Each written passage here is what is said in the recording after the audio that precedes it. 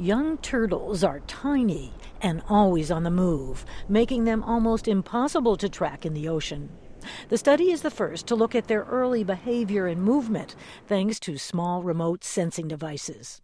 The lead author of the study, marine biologist Kate Mansfield, spoke via Skype from the University of Central Florida. Because they were solar powered, they didn't require huge batteries in order to communicate with overhead satellites. So we were able to use much smaller tags that had become available on smaller turtles. Tags were glued onto 17 baby loggerheads, which were tracked from Florida's Atlantic coast.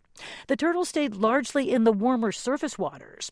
The satellite data also follows their movement in the large circular current in the North Atlantic.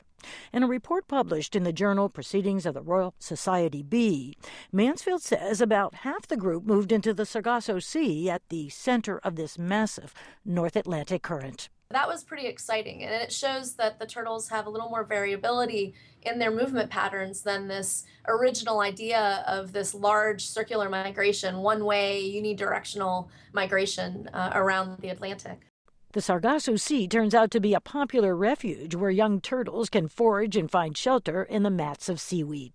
Mansfield says identifying critical habitats like the Sargasso Sea is an important step for wildlife protection. Perhaps this is a habitat, even though it's very transient and it moves and drifts with ocean currents, it's something that we need to consider as protection for the animals. Kate Mansfield is working on expanding her research beyond loggerheads in the Atlantic to monitor the behavior of young turtles in other ocean basins. Rosanne Skirble, VOA News, Washington.